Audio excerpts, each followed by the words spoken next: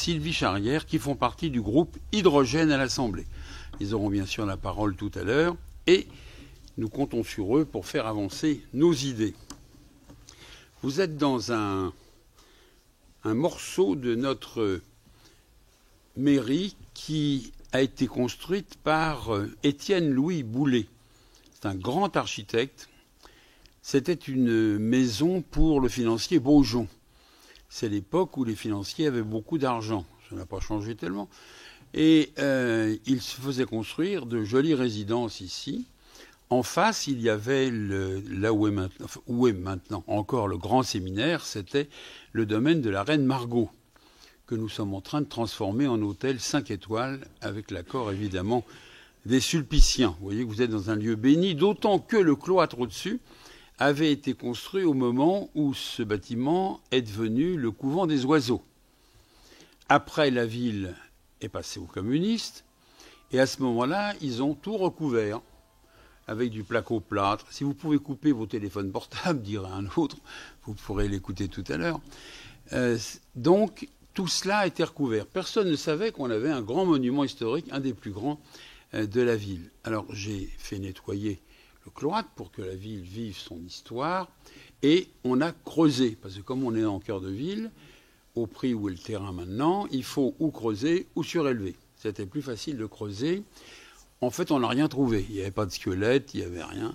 Mais on a préparé une salle multimédia avec les télés pour la télédiffusion, pour la téléliaison, et c'est donc la salle du conseil et un endroit pour les conférences de presse et les hôtes de marque dont vous êtes. Alors je suis donc heureux de vous accueillir dans cette salle multimédia pour évoquer un sujet important pour nos villes et nos concitoyens.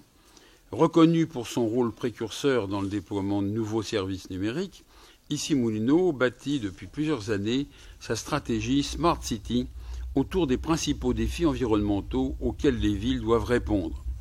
La Smart City, c'est aussi, peut-être surtout, la possibilité de mobiliser les outils numériques pour lutter contre le changement climatique. Cette lutte est l'affaire de tous, partout dans le monde. Cela commence cependant au niveau local, tout au plus près de chez nous, en agissant concrètement pour contribuer à réduire nos émissions de gaz à effet de serre et réussir la transition énergétique.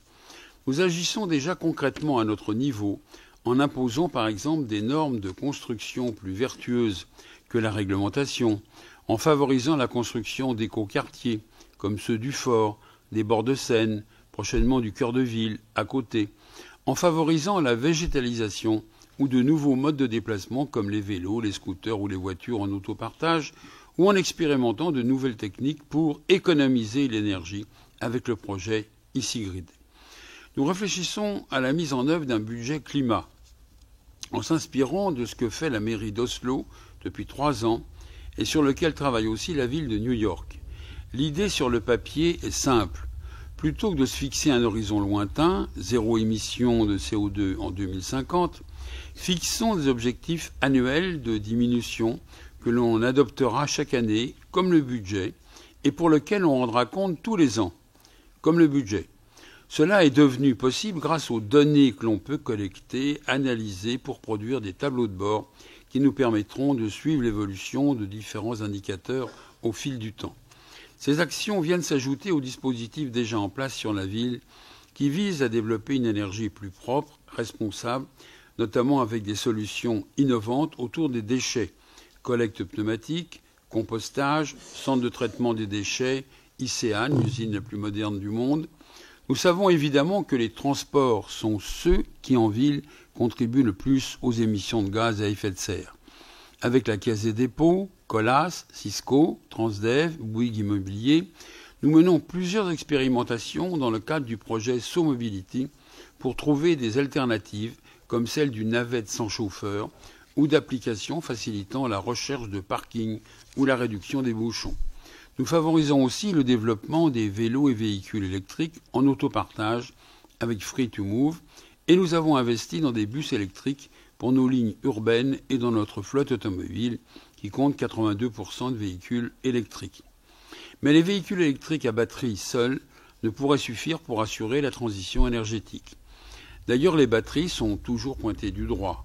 Coût environnemental élevé, autonomie trop limitée, temps de recharge trop long. En face, le véhicule fonctionnant avec une pile à combustible alimentée en hydrogène sort à peine des limbes, mais présente de sérieux atouts. L'Agence internationale de l'énergie, l'AIE, longtemps réservée sur l'hydrogène, a publié en juin dernier, pour les journalistes, un rapport qui lui est très favorable, notamment dans le domaine des transports. Le moment est venu, disent-ils, d'exploiter le potentiel de l'hydrogène pour jouer un rôle clé dans un environnement énergétique propre, sûr et sécurisé. La mobilité hydrogène est donc complémentaire. L'hydrogène permet de doubler l'autonomie des véhicules électriques qui peuvent être rechargés en 3 minutes contre plusieurs heures pour l'électrique seul. Au cœur de la zone à faible émission mise en place en juillet 2019 par la métropole du Grand Paris, la ville d'Issy-Mouilletot soutient également le projet européen H2 Ships pour l'utilisation de l'hydrogène pour la navigation fluviale. Ce projet regroupe près d'une quinzaine de partenaires, dont les villes d'Ostende et d'Amsterdam, et vise à démontrer la faisabilité et la pertinence de la décarbonation du transport fluvial et maritime par l'utilisation de l'hydrogène dans la propulsion des navires. L'ambition du projet francilien vise à mettre en place, par le biais d'études, un plan d'action pour le développement d'un écosystème hydrogène pour le transport fluvial en Île-de-France, production locale, distribution et commercialisation d'hydrogène décarboné. Nous devons adapter nos villes au changement climatique, sensibiliser la population aux alternatives à l'énergie fossile. Nous soutenons donc toutes les initiatives allant dans cette direction pour répondre à l'impérieuse nécessité d'agir. Celle aujourd'hui, pendant la Journée mondiale de l'énergie, s'inscrit parfaitement dans cet objectif. La parole est maintenant aux experts.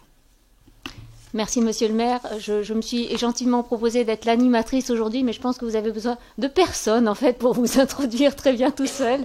Donc, un grand merci encore à vous tous d'être ici. Aujourd'hui est une grande journée.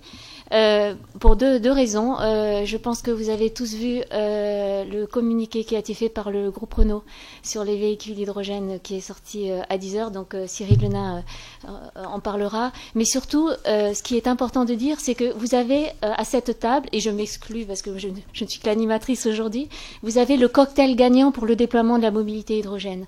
Vous avez les autorités publiques, donc Monsieur le maire, ancien ministre, merci encore pour votre engagement dans cette mobilité zéro émission. Vous avez Lionel Boileau, donc, qui représente aujourd'hui l'Europe, et on ne le rappelle jamais assez, mais sans les financements européens, nous n'y serions pas arrivés. Nous tous industriels. Et nous avons les industriels, Ahmed Genaoui qui représente Engie Cofedi, à qui je vais laisser la parole en premier, Cyril Lenain donc, qui représente ici le groupe Renault, et Bertrand Joubert, le DGA de Symbio, filiale de Michelin. Donc c'est le cocktail gagnant qu'il faut pour déployer avec succès et avec un modèle d'affaires qui fonctionne, avec de la création d'emplois, du développement industriel. Il faut tout ce panel-là et il est là aujourd'hui. Donc je m'arrête immédiatement et je vais laisser la parole, comme l'a dit Monsieur le maire, aux experts, et le premier d'entre eux est Ahmed Genaoui. Je vais le laisser se présenter. Ce que je vous propose, c'est que chaque intervenant ait 10 minutes, que nous essayons de tenir ces 10 minutes, et ensuite la parole sera à vous pour toutes les questions que vous souhaitez. Y compris nos deux députés. Tout à fait, tout à fait. Bien, merci Fabiola de me donner la parole. Donc Ahmed Genaoui. Alors, je commence mal, mais je ne suis pas animatrice, pardon. Ah. Donc, nous allons, pardon Ahmed, je suis vraiment désolée. Faux départ, on rembobine. Nous allons, monsieur le maire, après Monsieur le maire, nous allons continuer dans la ligne publique, pardon, et je l'ai rappelé, sans l'Europe, nous ne serions pas là aujourd'hui. Donc, je vais d'abord laisser la parole, pardon Ahmed, je suis vraiment désolée, à Lionel Boileau, qui représente le FCAJU. Alors, moi, quand j'ai vu la première fois FCAJU, je me suis dit, oh mon Dieu, qu'est-ce que c'est que ça, un acronyme européen, c'est ça. Et donc, je vais laisser Lionel démystifier absolument cet acronyme et très concrètement nous expliquer ce qu'il fait et sa part dans la réussite d'aujourd'hui. Mesdames et messieurs, bonjour. Je suis très honoré de votre invitation et je suis très heureux d'être parmi vous à Issy-les-Moulineaux. En fait, c'est la seule ville d'Europe qui possède une flotte significative de véhicules utilitaires fonctionnant à l'hydrogène. Et pour l'Europe, c'est vraiment un projet phare pour l'Europe et le FCAJU. Par expérience, le succès d'un projet européen repose sur 3 piliers: l'idée, le budget et les personnes. Et à Issy-les-Moulineaux, vous avez fait la démonstration que vous possédiez ces 3 éléments au meilleur niveau de qualité. L'idée, tout d'abord, c'était celle de déployer une grande flotte de véhicules autour d'une station d'hydrogène, afin de permettre une meilleure utilisation de la station, la faire fonctionner à sa capacité maximum, et utiliser ces véhicules de façon intensive. Cette innovation-là, elle n'avait jamais été testée auparavant. Et vous avez démontré la pertinence de cette innovation. Le budget, maintenant, vous avez su utiliser avec énormément d'intelligence les fonds européens issus du FCHJU, qui est un acronyme en fait anglais pour dire pile à combustible, entreprise conjointe sur les piles à combustible et l'hydrogène. Et le troisième point, c'était celui des personnes. Nous devons la réussite du projet de déploiement des 50 véhicules NJ Cofeli au travail de chacun. Nous devons être fiers de ces résultats. Issy-les-Moulineaux a été le terrain d'expérimentation de cette innovation, mais je le vois surtout comme le tremplin européen d'un modèle de mobilité propre et douce. Et mon souhait le plus cher, c'est de voir ce même modèle se répliquer ailleurs en France, mais également ailleurs en Europe. Un point sur le véhicule d'une pile à combustible alimentée en hydrogène. Ces véhicules-là combinent les avantages du véhicule électrique à batterie, c'est-à-dire que vous n'avez pas de pollution, pas d'émissions, pas de bruit, pas de vibration, une sensation de conduite plus douce, plus souple. Et vous avez aussi les avantages des véhicules conventionnels à essence ou à diesel, c'est-à-dire un temps de recharge vraiment court et une autonomie prolongée. C'est-à-dire que l'utilisateur final n'a pas à faire de compromis sur ses habitudes. Il n'y a aucun changement. C'est une transition qui se fait de façon, là aussi, très douce.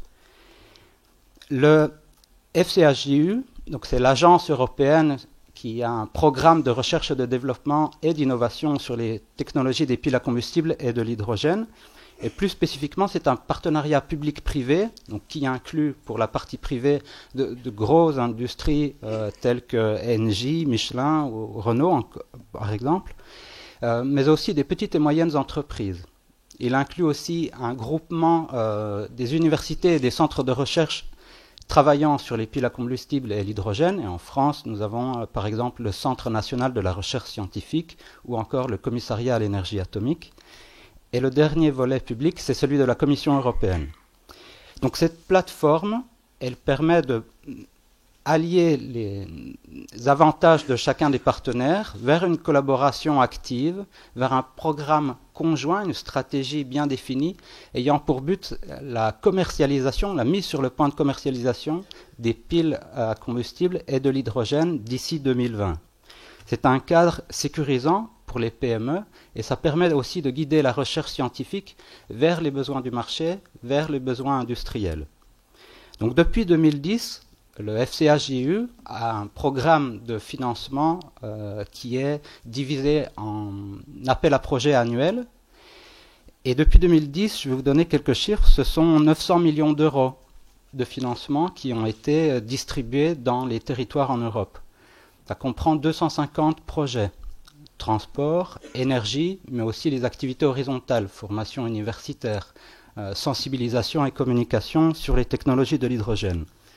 Maintenant, si je prends uniquement le lot transport au sein du FCHJU, c'est 1800 voitures à hydrogène, 360 bus, 300 engins de manipulation et engins élévateurs, 30 camions, 5 bateaux et 2 systèmes aéronautiques.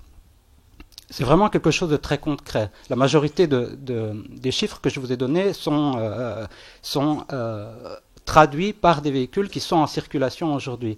Il y a plus de 10 millions de kilomètres qui ont été parcourus par les voitures à hydrogène. 10 millions de kilomètres aussi par les bus à hydrogène. Ce ne sont pas des prototypes. La technologie est démontrée, elle est efficace et maintenant elle rayonne et elle pénètre le marché de la mobilité douce et propre en Europe. On a remarqué à l'aide de ces projets de transport qu'il y avait un atout, celui de la flotte. La flotte, c'est vraiment un système qui est adéquat. Donc, c'est-à-dire que vous avez une ou plusieurs stations utilisées en réseau et plusieurs dizaines de véhicules qui vont graviter autour de cette station. Et il y a maintenant 3 modèles qui sont bien établis autour de la flotte. Le premier, c'est celui de la flotte fonctionnelle, tel que vous l'avez ici à Issy-les-Moulineaux. Mais la police de Londres, par exemple, utilise 20 véhicules à hydrogène. Le deuxième modèle, c'est celui des voitures en autopartage. Une société qui s'appelle Clever Shuttle en Allemagne, basée à Hambourg et à Stuttgart, utilise 45 véhicules à hydrogène. Plus de 2 millions de kilomètres ont été parcourus au cours des 2 dernières années. Et le troisième modèle de flotte, c'est celui de la mobilité aux particuliers, les taxis. Vous avez la société Hype à Paris, c'est 100 taxis à hydrogène. Londres, 50 de taxis. Rotterdam, 35. Et prochainement, 60 taxis à Bruxelles et une 50 à Copenhague. Pourquoi ce modèle de la flotte est très adéquat? Pour 2 raisons. Il permet une meilleure rentabilité de la station par son utilisation permanente et aussi par l'optimisation de la chaîne d'approvisionnement en hydrogène. Et puis deuxièmement, il permet l'utilisation intensive des véhicules sur ce qu'ils sont bons, c'est-à-dire longue autonomie et un temps de recharge court. Les taxis de Hype à Paris, par exemple, tournent en 2 shifts et réalisent 4000 6000 km par mois. Le FCHGU, ce n'est pas uniquement des voitures et de l'infrastructure, des stations de recharge en hydrogène, c'est aussi de l'emploi, c'est aussi de l'industrie, un tissu industriel. Si on prend le cas de la flotte des 50 véhicules déployés à Issy-les-Moulineaux, la pile est française, l'intégrateur de la pile est français, le constructeur des véhicules est français, le système d'électrolyse de la station est français et le gérant de la station est français. Qu'est-ce que vous voulez faire de mieux, de plus pour l'emploi en France ? Honnêtement, ce n'est pas possible. C'est une démonstration que la lutte contre le changement climatique et l'emploi et la croissance se supportent mutuellement. Des situations gagnant-gagnant telles que celle-ci, le FCH en supporte de nombreuses. Au cours des 2 dernières années, nous avons lancé une étude sur les villes et les régions en Europe intéressées par l'hydrogène. Le but étant de mettre en relation une offre pour des produits industriels de type mobilité hydrogène avec une demande issue des villes et des régions. Et ça a permis de définir clairement les ambitions des villes afin d'autoriser les industriels d'avoir une vision claire sur le court, moyen et long terme de l'appétit de leurs produits. Pour les villes, le côté gagnant, c'est qu'elles ont pu bénéficier avec des effets d'économie d'échelle en faisant la somme des demandes individuelles des différentes villes d'Europe pour un bus, 5 bus ou une dizaine de voitures. Ça leur a permis d'obtenir des réductions de coûts absolument significatives. Pour terminer, je dirais que le FCHGU va continuer dans les années à venir à soutenir le déploiement des véhicules à hydrogène et il va notamment se tourner vers des secteurs dans lesquels l'adoption des piles et je dirais même de la mobilité zéro émission n'est pas encore très présente, alors que ces secteurs font face à une pression pour la décarbonisation. Je pense notamment aux camions de transport de marchandises sur des longues distances, mais aussi les camions utilisés dans une municipalité, des camions poubelles par exemple. Je pense aussi aux trains et au secteur maritime, donc les bateaux qui vont en mer, mais aussi ceux de la navigation fluviale. C'est pour ça, j'espère, Monsieur le maire, que nous aurons encore l'occasion de nous voir afin de partager les résultats sur le projet H2Ship. Mesdames et messieurs, je vous remercie. Merci beaucoup, Lionel. Donc Lionel, comme tu l'as rappelé, donc il faut des entreprises d'un modèle de flotte et donc Engie Coffelli a la particularité d'être à la fois une entreprise qui s'est engagée, qui a été une des premières à mettre en œuvre ce modèle de flotte, à prendre le risque, parce que là on est tous là, c'est la journée mondiale de l'énergie, Renault fait une annonce, on est tous contents, mais il y a quelques années, à l'époque où Engie Coffelli a monté, a acheté ces 50 véhicules, l'hydrogène, on nous prenait encore beaucoup, on se disait mais que font-ils, voilà. Donc à la fois cette particularité d'avoir pris le risque et également d'être un acteur très engagé sur la production d'hydrogène vert. Donc je vais laisser à Ahmed Genaoui cette fois au bon moment la parole. Pardon encore. C'est bon cette fois. Bien, merci beaucoup Fabiola. Je suis évidemment, mesdames et messieurs, très fier d'être là parmi vous ce matin pour vous parler de ce fantastique projet et puis aussi vous dire quelques mots de ce que nous essayons de faire pour développer justement cette mobilité hydrogène qui permettra de décarboner massivement les usages de mobilité. Je travaille donc chez Engie Cofeli sur le sujet des solutions de mobilité durable dans la BU Engie Solutions qui vise à apporter en fait des solutions pour les collectivités territoriales, pour les entreprises, pour les grands comptes, des solutions d'approvisionnement énergétique bas carbone pour que ces clients réussissent leur transition énergétique. Et en fait, quand vous prenez le sujet de ce sens-là, c'est-à-dire de comment réduire les émissions de gaz à effet de serre, eh bien, évident comme le nez au milieu de la figure, vous avez la mobilité. Ce qui justifie d'ailleurs les raisons pour lesquelles des énergéticiens deviennent légitimes à parler de mobilité. Et une fois que vous avez fait ce calcul, vous vous dites aujourd'hui qu'est-ce qu'on a comme carburant alternatif qui permet de décarboner massivement. Vous avez bien évidemment l'électricité, le gaz naturel véhicule biogaz et l'hydrogène.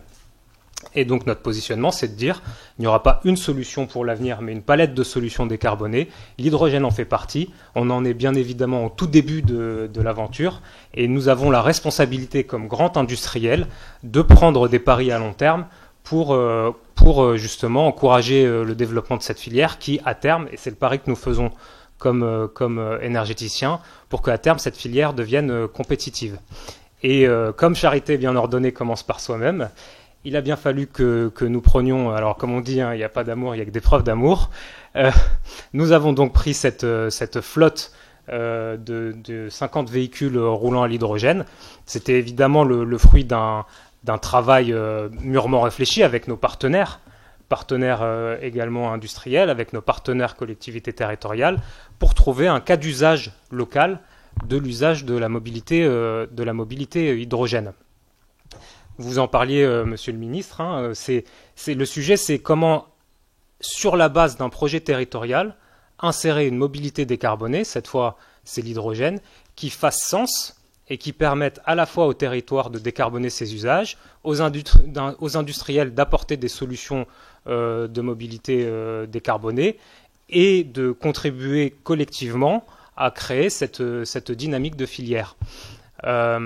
Sur le retour d'expérience immédiat de cette utilisation de la flotte, je peux vous dire qu'on en tire énormément de fierté d'être en fait sur des sujets à l'avant-garde, hein, il faut bien le dire, des sujets qui restent à développer.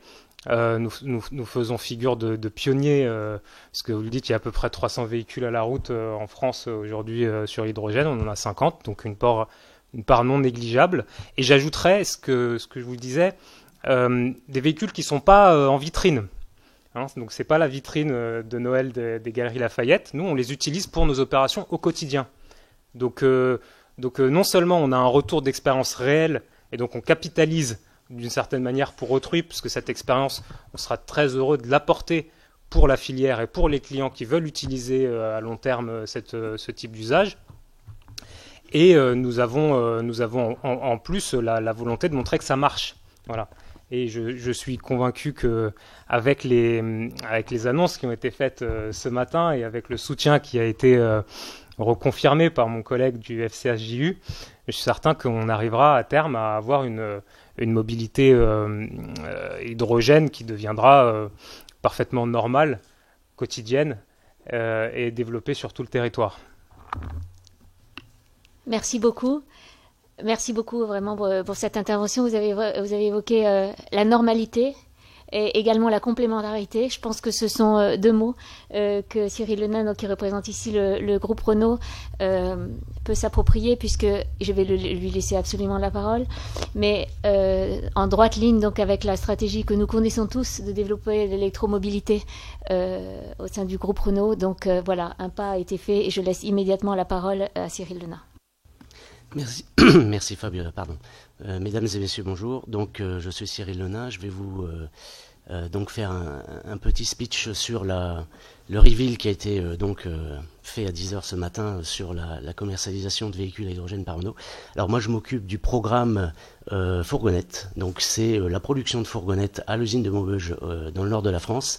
Fourgonnettes que vous connaissez, il y a le Kangoo Renault, il y a le NV250 Nissan, et puis il y a le Citan pour Mercedes. Alors, Dans donc le cadre de la production de nos véhicules LCV, donc en bon français les fourgons et les fourgonnettes, donc véhicules commerciaux. Vous savez que le groupe Renault est le leader de ce marché européen, donc avec un petit peu plus de 16% de part de marché. Et puis spécifiquement dans la mobilité zéro émission, donc dans les véhicules électriques, nous sommes les pionniers et toujours leader des véhicules commerciaux électriques avec plus de 40% de part de marché. Et donc il était tout naturel que nous ayons des vues sur des technologies innovantes et qui permettront de couvrir le panel des technologies qui vont concourir à, je l'espère, transformer l'industrie du transport vers une industrie propre. Alors, donc les produits dont je vais vous parler sont donc le Kangoo Z2, donc véhicule électrique à hydrogène, et le Master, un fourgon lourd, lui aussi électrique à hydrogène. Cette aventure, elle a déjà commencé depuis un certain temps, puisque depuis 2014, vous le savez, on en a beaucoup parlé, sont vendus par l'entreprise Symbio, maintenant du groupe Michelin, des Kangoo électriques basés sur la première génération de Kangoo électriques qui était équipée d'une batterie de 22 kWh. Et donc plus de 200 véhicules ont été vendus et bon, voilà, on en a beaucoup parlé. Et cette aventure, donc, elle a été portée majoritairement par l'entreprise Symbio, bien entendu, qui a développé sa technologie et qui a proposé à ses clients notre véhicule équipé de sa technologie.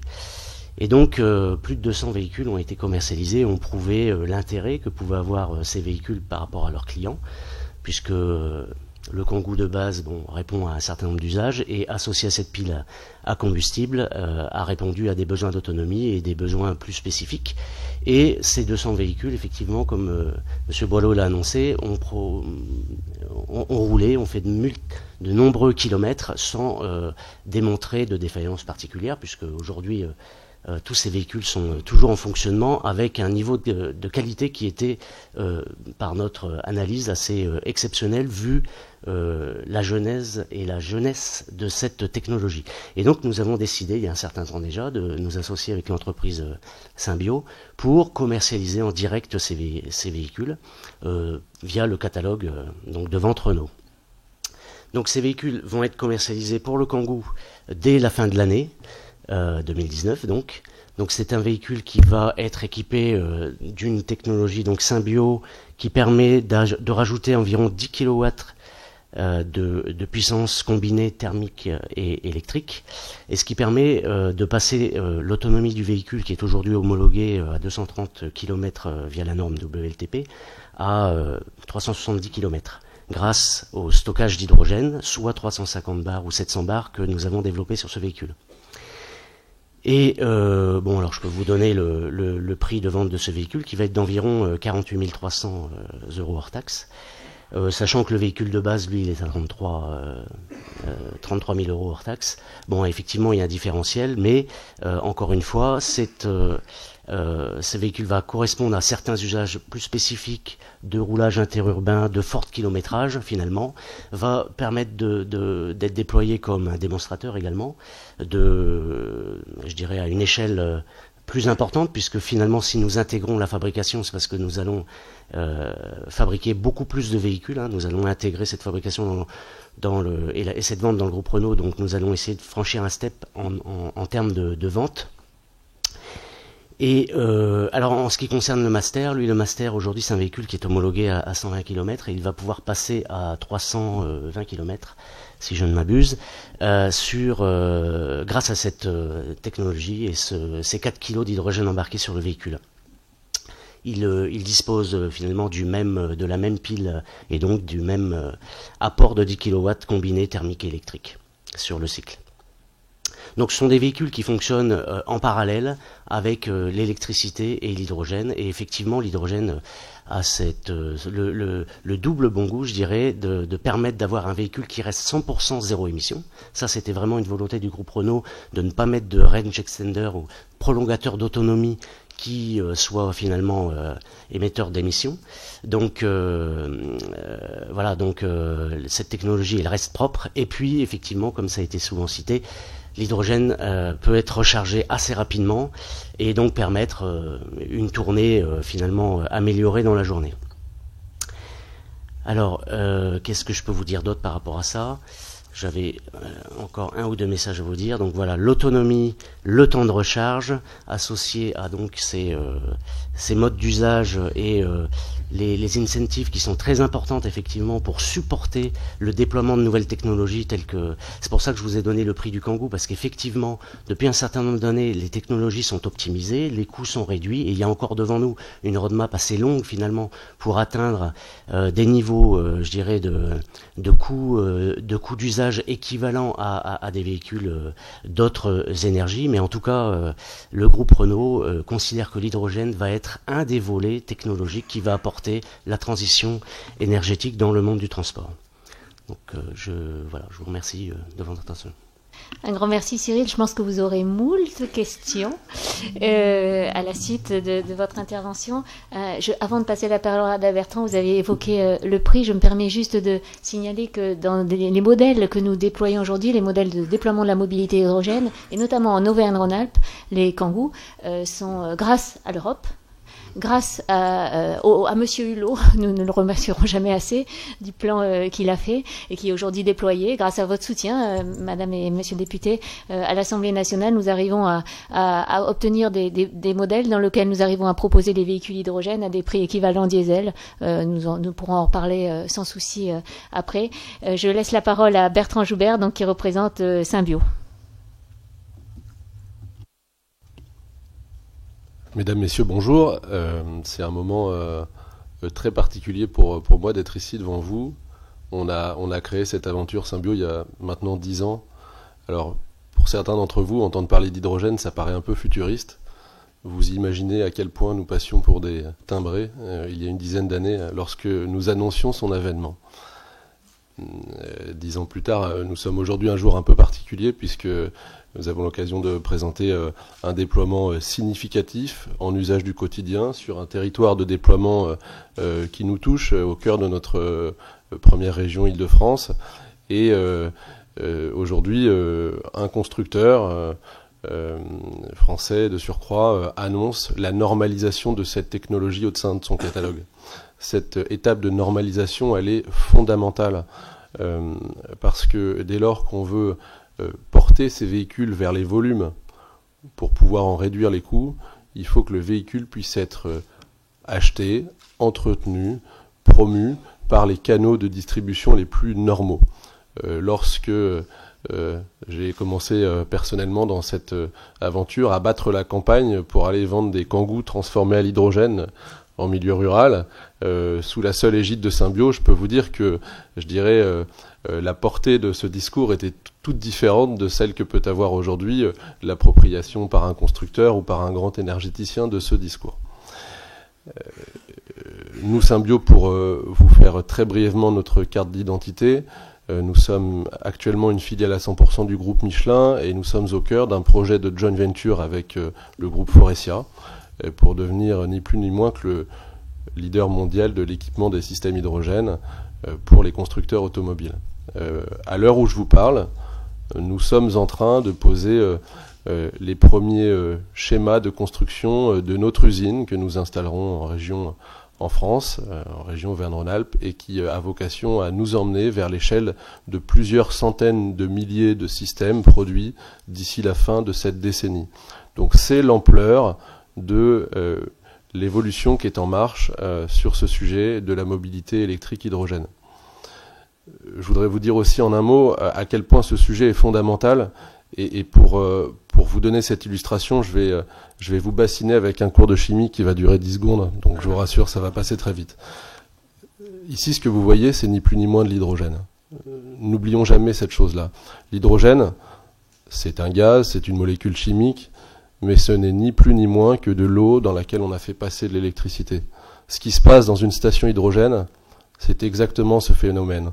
On vient utiliser l'eau qui nous tombe du ciel, l'électricité qui provient de nos sources locales renouvelables, et on vient valoriser tout ceci, ces ressources de nos territoires, en quelque sorte en un pétrole de chez nous qu'on va utiliser pour une mobilité décarbonée.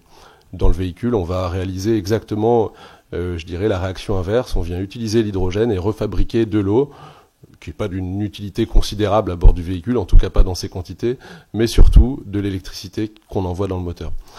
Et lorsqu'on a compris l'ensemble de ces deux équations toutes symboliques, mais qui lient d'un côté le sujet de la mobilité décarbonée et de l'autre côté le sujet de la transition énergétique et du stockage des énergies renouvelables, on comprend que ce qui est à l'œuvre ici dans notre sujet, c'est de préparer une planète meilleure pour nos enfants, meilleure d'un point de vue environnemental, mais meilleure aussi, et ne l'oublions pas, d'un point de vue de l'emploi et de la compétitivité. Chaque kilogramme d'hydrogène qui est utilisé dans un de ces véhicules est un litre de moins d'hydrocarbures importés en provenance de l'autre bout du monde. Et c'est autant d'euros qui sont injectés dans nos écosystèmes, dans nos chaînes de valeur, de l'ingénieur qui conçoit les stations hydrogène jusqu'au technicien qui les entretient, en passant, bien entendu, par l'opérateur de fabrication, comme j'ai pu en voir la semaine dernière chez Renault, qui construit ces véhicules. Donc gardons à l'esprit qu'ici nous faisons pas simplement un geste pour la planète avec cette transition vers une mobilité zéro émission, mais nous faisons aussi un geste pour nos assises industrielles et pour les emplois de demain. Alors, avant de dire un dernier mot, je voulais aussi saluer en cette terre ICN, j'ai la chance d'être IC1, monsieur le maire, monsieur le ministre, un petit mot d'histoire qui nous regarde. Alors pour ma part, je ne m'épancherai pas sur ce volet culturel qui nous vaut ce magnifique lieu, mais sur l'aventure des pionniers de l'aviation qui a bercé l'histoire d'Issy-les-Moulineaux. Pour ceux qui ne connaissent pas bien l'histoire d'Issy-les-Moulineaux, vous savez tous qu'il y a un héliport à côté, on le voit du périph', et cet héliport, il a connu les grandes heures du démarrage de l'aviation. Et les timbrés de l'époque, il y a un siècle, c'était des gens qui...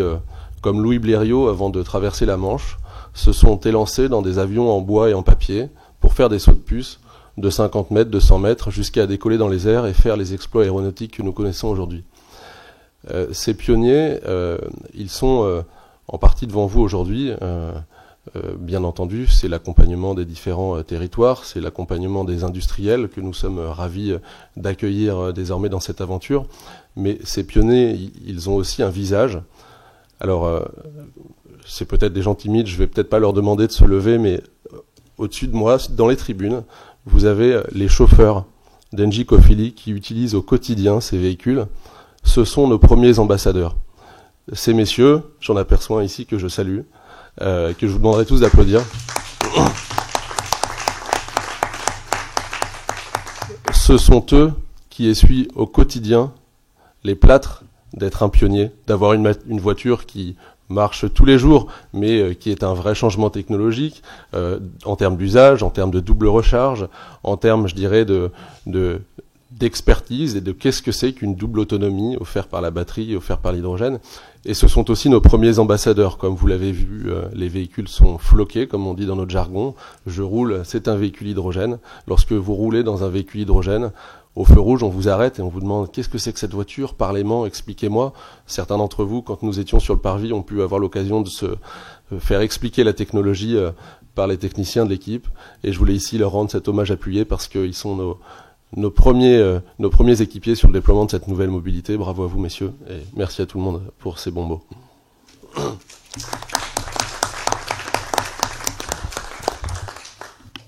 Merci beaucoup Bertrand et merci de n'avoir oublié personne. Est-ce que, avant que nous passions aux questions, est-ce que Madame la députée, Madame Charrière, Monsieur Chalumeau, est-ce que vous souhaitez prendre la parole?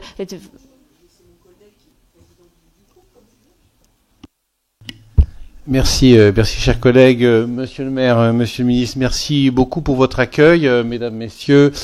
Je suis très heureux d'être avec vous ce matin. Donc, je m'appelle Philippe Chalumeau, je suis député d'Indre-et-Loire, en particulier de la ville de Tours, et justement, j'essaye de structurer sur mon territoire toute une stratégie, une énergie autour de l'hydrogène dans ses usages multiples. Et je suis heureux, Monsieur le maire, de voir que ici les Moulineaux, vous saisissez de cette question qui est évidemment fondamentale et très heureux de me retrouver à vos côtés en cette journée mondiale de l'énergie.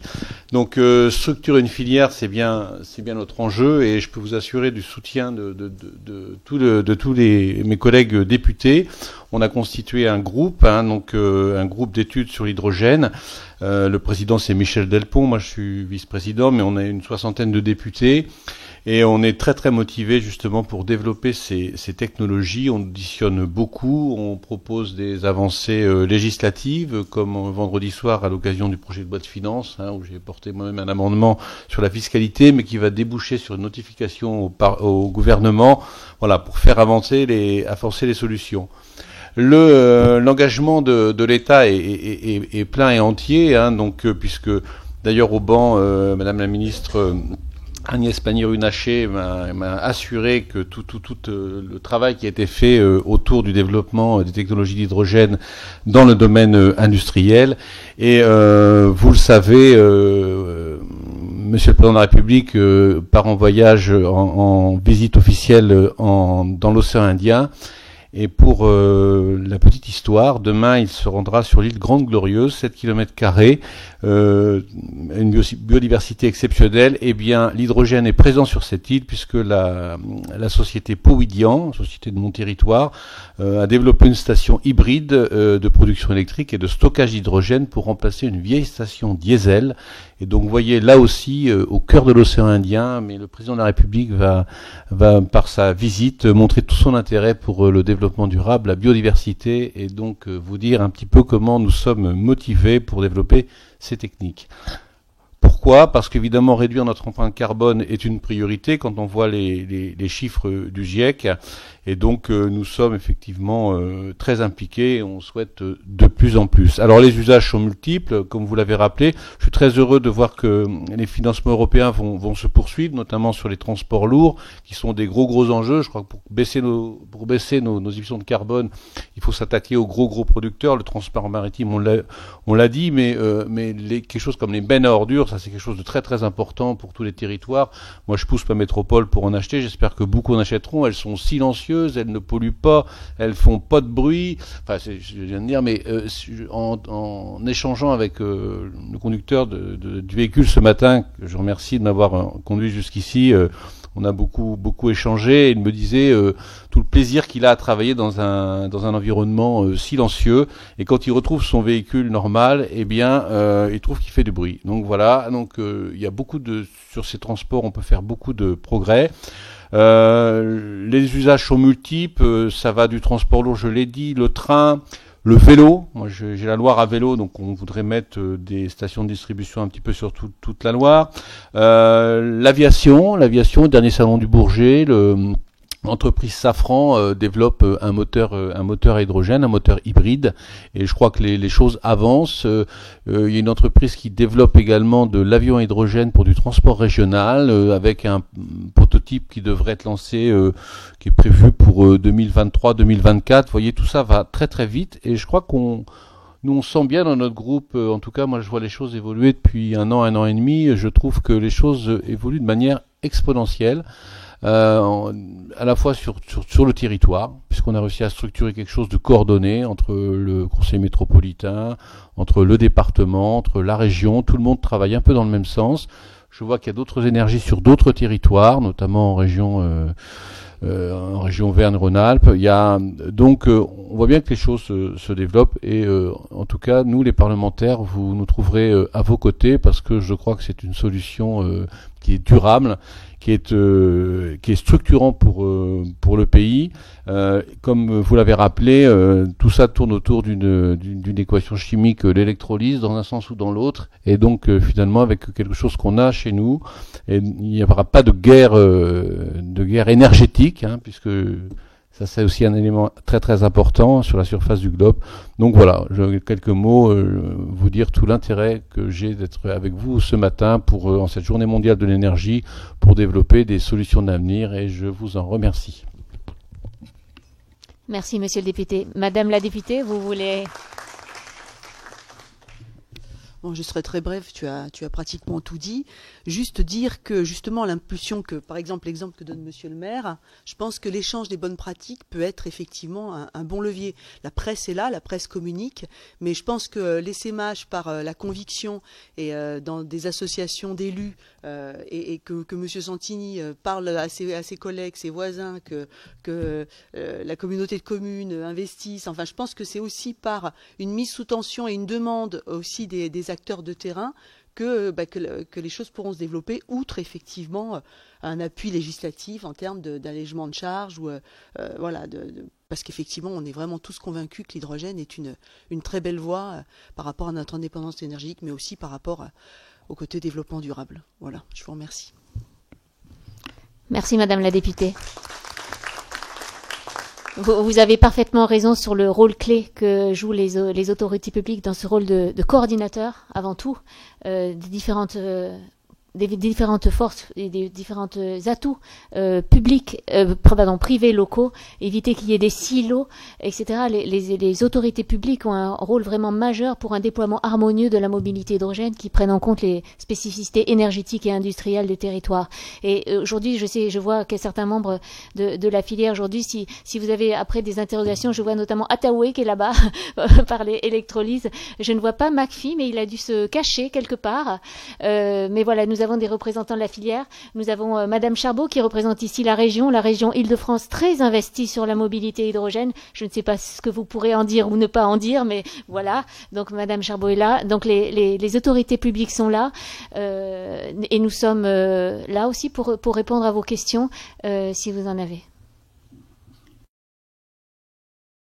Allez-y, monsieur, si vous pouvez vous présenter. Bonjour, Jean-José Vaneg du magazine ENR Développement Durable. Plusieurs questions, je suis surpris, je ne vois pas McPhy. Deuxième question, quelque chose m'interpelle dans l'un des exposés. On parle de puissance thermique et de puissance électrique. Je m'attendais à ce qu'on ait que de la puissance électrique. Et deuxièmement, troisièmement, le grand reproche qu'on fait à l'hydrogène, c'est que pour le moment, massivement, l'origine de cet hydrogène est une origine grise. Donc, pour le grand public, l'hydrogène est une mauvaise voie puisqu'on se contente simplement de déplacer le problème. Par contre, on rend la ville propre. On est bien d'accord là-dessus. Merci de répondre à ces questions. Alors, si je veux me permettre de répartir la parole, donc sur la première question de pourquoi McPhy, c'est normal. Dans le projet qui est fait avec, qui nous porte aujourd'hui, c'est le projet des 50 véhicules et la flotte, c'est Engie Cofeli. Ce n'est pas McPhy, ce sera certainement de McPhy sur un autre projet. Vous savez que McPhy a été racheté par EDF, donc EDF porte des projets en France et en Île-de-France. Certainement, nous reverrons à une autre occasion avec McPhy. Voilà. Ensuite, sur la question thermique, je pense que Bertrand peut tout à fait répondre. Et sur l'hydrogène et l'origine de l'hydrogène, je pense qu'il n'y a personne de mieux placé ici que Ahmed Genaoui.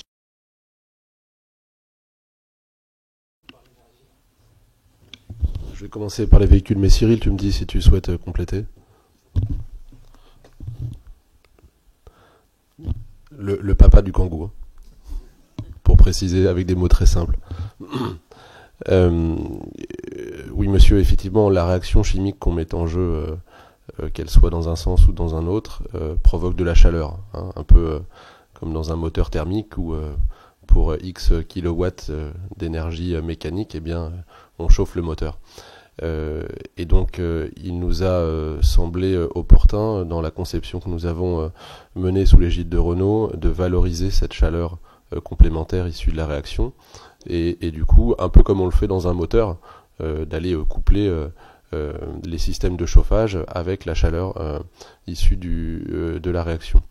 Un mot, c'est tout sauf accessoire, hein, la capacité de chauffer un véhicule, surtout lorsqu'il s'agit d'un véhicule électrique et que le chauffage se fait au détriment de l'autonomie, si vous n'avez qu'une batterie, surtout si c'est un véhicule électrique qui peut être amené à rouler l'hiver, surtout si c'est un véhicule électrique qui peut être amené à rouler l'hiver en ouvrant la porte jusqu'à 300 fois par jour quand c'est le cas d'un véhicule type postier, ou quand c'est le cas, ou jusqu'à plusieurs milliers de fois par jour lorsque c'est le cas d'un bus. Dans certains types d'applications, la chaleur représente la moitié du poste énergétique pour non seulement faire bouger le véhicule, mais aussi le maintenir chaud. Et dès lors, il nous est apparu utile d'utiliser cette chaleur à bon escient. Et pour faire la transition à Ahmed, l'autre réaction qui consiste à produire l'hydrogène à partir d'eau et d'électricité produit elle aussi de la chaleur, et de même façon que dans le véhicule, sur les sites de production, on est capable, par cogénération ou autre, d'aller valoriser cette chaleur également. Il me revient donc la partie relative à l'énergie. J'aimerais réinsister sur le fait qu'on est au tout début de l'histoire, et que effectivement on est encore aujourd'hui dans un monde où l'essentiel de l'hydrogène qui est produit, et qui est d'ailleurs utilisé pour l'essentiel, encore une fois, pas pour la mobilité mais pour l'industrie, et notamment l'industrie du raffinage de produits pétroliers, en fait c'est un hydrogène qui est produit par vaporeformage du méthane, et donc qui produit du CO2. Mais une fois qu'on a dressé ce constat, ça ne signifie pas qu'il faut abandonner l'idée de également faire la transition de cet hydrogène vers de l'hydrogène vert, et donc celui qui est décrit par Bertrand, qui est produit par électricité verte et électrolyse de l'eau. C'est dans ce sens qu'on œuvre, et le choix qu'on fait, en fait, c'est un choix très pragmatique, qui est de dire il faut avancer les pions à chaque fois que les occasions se présentent. Donc en fait, aujourd'hui, si les solutions qui existent en Île-de-France sont des solutions qui, pour l'essentiel, fournissent de l'hydrogène qui est gris, et bien commençons par là. Et nous, le pari qu'on prend justement à long terme, et la stratégie qu'on déploie, c'est la stratégie de déployer des stations qui garantiront de l'hydrogène vert. C'est un projet au long cours. On pose des pions un peu partout en Île-de-France, et on a bon espoir d'arriver à un état de la situation qui fasse apparaître beaucoup plus manifestement le fait que l'hydrogène qui est utilisé par les véhicules, notamment en Île-de-France, est un hydrogène vert. J'ajoute à cela qu'aujourd'hui, évidemment, le contexte fait qu'on parle d'Île-de-France, mais on développe beaucoup de projets partout en France, dans les différentes régions qui sont très motrices justement pour le déploiement de la mobilité hydrogène, et tous les projets sur lesquels nous sommes, cette fois plus en installateur de stations qu'en utilisateur de véhicules, sont des projets de stations qui fonctionneront à l'hydrogène vert. Il nous reste exactement 7 minutes. Allez-y, monsieur.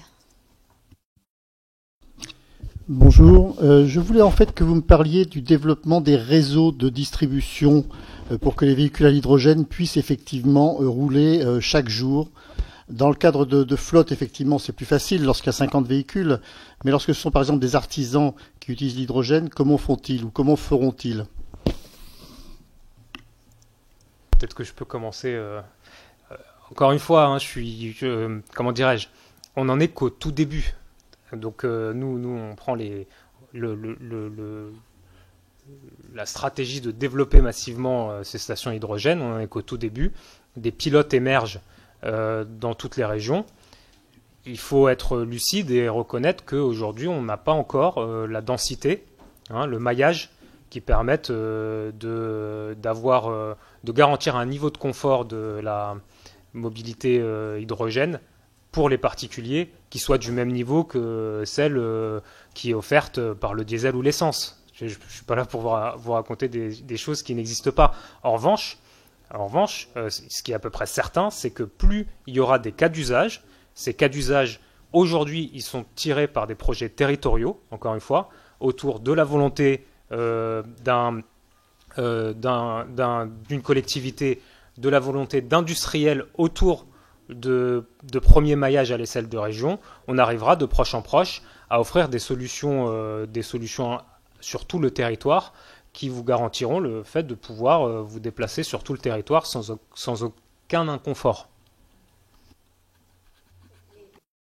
Les stations qui sont déployées pour les professionnels sont vraiment le premier maillage qui vont permettre à d'offrir plus tard aux particuliers des véhicules hydrogène qui soient aussi simples à utiliser que les véhicules thermiques, comme on le disait au début. Mais on est obligé de passer par cette phase flotte. Et par ailleurs, il y a des territoires qui sont économiquement forts, où on peut déjà, vu les stations qui sont prévues, qui sont déjà en partie financées par l'Europe, encore une fois, on ne le dira jamais assez, où il y a vraiment un maillage important de régions qui vont sortir de terre, où déjà, grâce à des partenariats avec les acteurs privés, on va réussir à adresser cette cible que vous mentionnez des artisans. Ça arrive. C'est plus tôt que prévu. Pardon. Oui, c'est mieux. Bonjour, Jean-Philippe Pied, Green Univers, quotidien en ligne. Sur la transition énergétique, j'ai 4 questions, mais les réponses vont être super courtes, il n'y a pas de problème. Fabiola, vous avez dit tout à l'heure, Monsieur Joubert, que chaque kilogramme d'hydrogène était un litre d'hydrocarbures importé en moins. Mais je voulais savoir je voudrais être sûr que c'est vrai sur ce projet ici. C'est-à-dire, est-ce qu'il y a un électrolyseur, et si oui, c'est qui fabrique, et est-ce que c'est vraiment de l'hydrogène vert? Et j'ai cru comprendre que non, en fait, mais je pense qu'il faut le dire. Le financement sur le projet d'ici, qui finance? Est-ce que c'est l'Europe? Vous l'avez salué. Donc c'est combien? Europe, région, mairie, Engie peut-être, les chiffres. Et la dernière chose, c'est le niveau de subvention sur le Renault Kangoo. Donc il est à 43 000 euros, mais est-ce qu'il y a des subventions qui vont être données à l'achat, et ça ramènerait le véhicule à combien? Et la toute dernière chose, c'est la date de début de construction éventuelle de l'usine Forestia Michelin. Alors là, qui commence? Et c'est effectivement sur la partie Bertrand. La partie station ou la partie peut-être.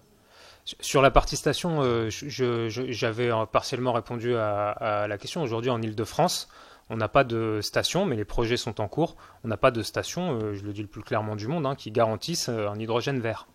Donc ça, on l'assume et il n'y a pas de raison de dire autre chose. En revanche, encore une fois, on est au tout début de l'histoire. Et nous, on est en ordre de marche pour, dès 2020-2021, pouvoir offrir à tous les clients flottes ou même particuliers, pourquoi pas, des stations où on vous assure que vous avez de l'hydrogène vert. Après, je crois qu'il y avait une question sur peut-être notre contribution. Ok. Donc sur la ventilation, sur les chiffres précis, donc tout d'abord, le 1 kg, 1 litre, les chimistes présents dans cette salle auront fait la conversion et auront compris l'image du message. Je rentre pas dans le détail scientifique de la question, je pense que c'était pas l'objet de votre question, monsieur. Et pour finir d'évacuer les chiffres, sur la ventilation, et pour l'indiquer dans les grandes masses, en termes de partenaires, le principal, je dirais, supporteur de la promotion de ces véhicules, c'est le FCAJU, donc l'Europe ici représentée, qui a accompagné le déploiement de ces véhicules dans un programme très spécifique à hauteur d'une dizaine de milliers d'euros par véhicule. Et le second supporter, c'est l'utilisateur final, Engie Cofeli, qui a, je dirais, compensé le reste du surcoût par rapport à des équivalents thermiques diesel. Sur les aides, sur le prix du véhicule, et le prix du véhicule, je vais renvoyer à Cyril. Alors, très bien. Bon, alors effectivement, donc je vous ai donné le prix hors taxe 48 000 euros du Kangoo là. Effectivement, ces véhicules sont des véhicules zéro émission, donc éligibles à des aides. Premièrement, l'aide d'achat d'un véhicule électrique, qui est une aide nationale, donc 6 000 euros en France. Et ensuite, au niveau local, donc effectivement, sur certains pôles régionaux, il y a des aides à l'achat d'un véhicule à hydrogène qui s'ajoutent à cela. Donc, ce qui rend le Kangoo hydrogène finalement quasiment compétitif d'un véhicule carboné tel qu'un l'équivalent en technologie diesel. Je vous ai dit tout à l'heure, je crois l'avoir cité, vous avez un Kangoo diesel à peu près hors taxe à 22 000, un électrique à 33 et électrique à hydrogène à 48. Donc si vous enlevez les 6 000 euros de l'électrique pure, ou si je prends par exemple Auvergne-Rhône-Alpes, vous aurez les 6 000 euros pour l'électrique, plus environ 10 000 euros pour la partie hydrogène, donc moins 16 000, vous arrivez finalement à un coût d'exploitation des 3 véhicules, à T0, on va dire, un coût qui est à peu près similaire. Et j'ajoute que faire le plein en diesel ou faire le plein en électrique, ça n'a pas le même coût. Alors, et je passe sous silence faire le plein en hydrogène, parce qu'effectivement, on en est qu'au tout début. Donc aujourd'hui, bon, voilà, on avance les pions et on essaie de développer la technologie hydrogène. Mais en tout cas, le coût d'usage de la partie, je dirais, pure électrique, hors hydrogène, est aujourd'hui inférieur. Donc finalement, chez Renault, ce qu'on pense aujourd'hui, c'est que déjà, en termes de coût d'usage, les véhicules électriques, pour certains cas, pas tous, mais une majorité de cas, permettent d'avoir un coût d'usage moindre qu'un véhicule essence ou diesel. Merci beaucoup. Je crois que Madame Charbot, vous vouliez ajouter un petit mot ? Oui, je voulais... Ah, l'usine. Je vous renvoie à des communications ultérieures que j'espère imminentes sur le sujet. Voilà. La signature officielle de la joint venture était en cours, et n'étant pas... Nous sommes contraints à une certaine réserve. Madame Charbot. Oui, je vais compléter les aides actuelles au niveau de la région. Suite à la question de monsieur, donc il y a des aides régionales pour l'achat de véhicules hydrogène pour les artisans et les petites entreprises. Donc ça ne concernerait pas le projet présent aujourd'hui, mais il y a des aides régionales, et de même que des aides sur la production et distribution d'hydrogène d'origine renouvelable et de récupération. Donc ça, je suis à votre disposition pour compléter. Je vais faire rapide. Je suis d'abord ravie d'être là sur un territoire qui est vraiment à la pointe de ce qu'on porte depuis très longtemps, c'est-à-dire un territoire qui se développe avec une cohérence sur l'hydrogène. Et au niveau régional, l'idée, c'est de réunir, de mettre en contact des acteurs pour réussir des projets comme celui d'aujourd'hui, parce que les territoires, les collectivités, les communes ne se connaissent pas forcément, ou connaissent pas les acteurs, les industriels, donc de faire un club de partage, un club d'échange pour que d'autres projets se fassent jour en région Île-de-France. Et on travaille là-dessus, et des annonces vont être faites aussi prochainement dans le cadre du conseil régional. Voilà rapidement ce que je voulais préciser. Et donc des annonces, donc un autre rendez-vous que vous allez bientôt recevoir, une autre invitation, je le pense. Tout à fait, mais là, pareil, je n'ai pas la date à vous communiquer aujourd'hui. Monsieur le maire, vous avez introduit, est-ce que je vous laisse la parole de clôture ? Non, écoutez, on a déplacé des gens importants qui ont dit des choses importantes. Et je pense qu'ils pourraient chacun dire un mot pour conclure, parce que nous sommes très sensibles à leur présence. Merci beaucoup. Donc un petit mot rapide, et ensuite nous sommes tous attendus dans la salle pour discuter et traiter dans le salon Élysée, le salon Élysée pour le les salon députés. Élysée, pardon. Tout à Car fait. Étienne Louis Boulet a construit l'Élysée après, et il s'est inspiré de cette première mouture. Si bien que quand je suis arrivé, il a fallu tout refaire, toute la ville a été refaite. Et j'ai découvert donc qu'Étienne Le Boulet avait construit l'Élysée après ce palais. Et j'ai dû demander la permission à M. Mitterrand à l'époque, alors que j'étais dans l'opposition. J'ai donc demandé la permission à M. Mitterrand de copier à l'Élysée le salon des ambassadeurs, car il avait été fait d'après le salon de musique ici. Mitterrand s'est dit, qu'est-ce qui me magouille encore ? Il m'a envoyé Charras, qui était un ami, et il a dit, le président se méfie un peu de toi. Je lui ai dit, il a raison. Hein. Et donc, il va donner son accord. Il aimait beaucoup l'architecture. Et quand on lui a montré les photos de ce qu'on avait fait, que vous allez voir, Il a voulu venir l'inaugurer, mais la maladie a frappé avant. Je vous raconte quand même une histoire, parce que vous seriez déçus. Quand a eu lieu le fameux débat sur Maastricht, vous vous rappelez, Seguin avait organisé le grand raout, et Mitterrand avait accepté. Mais on a appris après qu'il a eu des malaises pendant cet enregistrement, que ça a été très sérieux, qu'il a eu le courage de revenir, et l'entretien se terminait comme ça. Et le lendemain, on a compris la compensation. À l'Assemblée, on nous a annoncé une garden party. Il n'y en avait jamais eu. Il y a celle de l'Élysée qui est célèbre et qui change, mais celle de l'aile, on ne s'en même pas. Donc Mitterrand avait promis à Seguin, s'il venait au débat, d'aller après l'honorer à l'Assemblée. Alors, il est venu le lendemain, un peu en retard. Encore une fois, quand on a appris après les malaises qu'il a eu pendant l'émission, on était un peu surpris. Et les députés qui critiquaient à mort Mitterrand se sont mis à faire la queue, bien sûr, pour aller saluer, baiser la babouche. Et il y avait une vraie queue. Alors moi je dis, oh putain, je ne veux pas aller avec tous ces clowns, etc. Et au moment, je m'en allais donc, et à ce moment-là, un jeune député que j'avais eu ici comme conseiller, qui était un ami, me fait, Monsieur Santini, le président, il vous a regardé. Ah, le président me regarde, je me retourne. Alors je m'avance, comme ça je double tous les médiocres, hein, à part moi. Et Mitterrand me dit, ah, Santini, vos formules formidables. Il n'y avait pas encore eu la fameuse formule, vous vous rappelez, aux obsèques de Mitterrand, où on voyait arriver, alors j'avais été invité comme ministre de la cohabitation, nommé par Mitterrand, donc ils avaient invité tout le monde. Et j'étais à côté de ma collègue La Lumière, qui était avec moi à Paris 1. Et on voyait arriver, alors c'était très beau, vous vous rappelez, il y avait un brouillard dehors, c'était très froid. Et à l'intérieur, il y avait un autre brouillard, c'était l'encens. Enfin, et émergeaient seulement les grandes carcasses. Alors on a vu arriver Castro, je présidais France Cuba, tu parles, pour les cigares.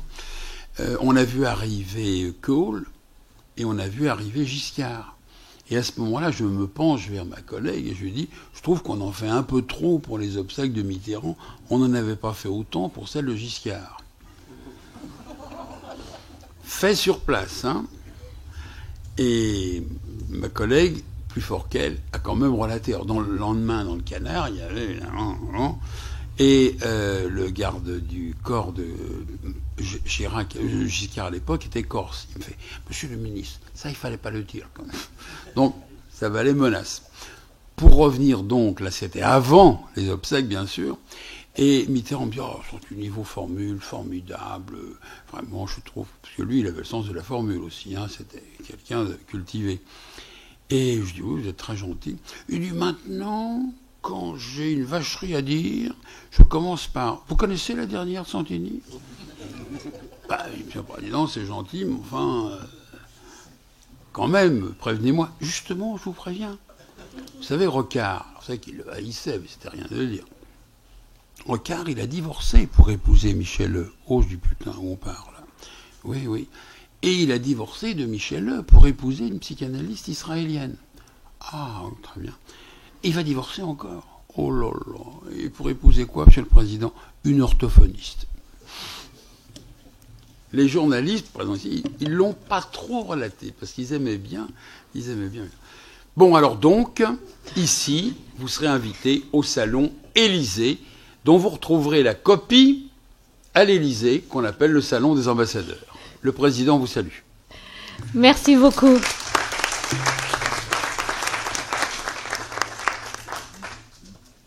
Je vous propose que nous allions tous dans ce fameux salon de l'Élysée pour continuer nos discussions et les échanges autour de petits fours.